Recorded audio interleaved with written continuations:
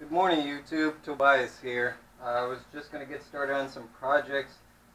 A little bit about myself. I had some videos on YouTube a long time ago doing some very crazy projects, such as putting a Chevy small block on a motorcycle, building go-karts, things like that. Took a lot of time off to do a lot of investing in the community, teaching kids. And I figured it was about time to start bringing YouTube back, so I will have lots of new videos regarding some of my crazy builds and things like that.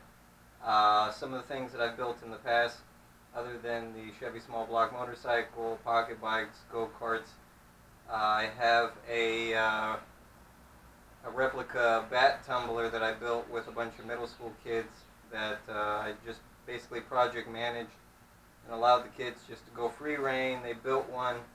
It looks decent. I will do a video on that. Also have this project right here that you can barely see. It is the beginning of a Power Wheels Ford truck. I just have the front portion of the body sitting on there. I'm actually going to do a custom metal and wood body to get it completely converted over.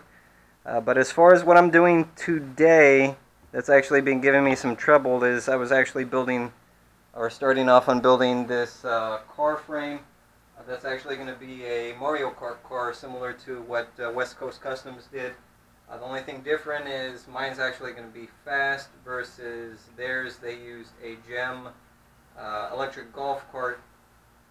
The actual cosmetics of the car that they built was absolutely fabulous. If you haven't seen it before, I would recommend that you go take a look. The reason why I'm kind of stoked about this project is the fact that it's going to be gas powered. That way I can get it on the street, hopefully go down the highway and everything. Have my actual truck transmission that's actually off of a 1985 Ford Bronco 5-speed transmission with the transfer case down the drive shaft, and I'm actually trying to switch out the back plate that actually marries with the differential, because I actually wanted something that had a more narrow rear end, since it's supposed to be a golf cart.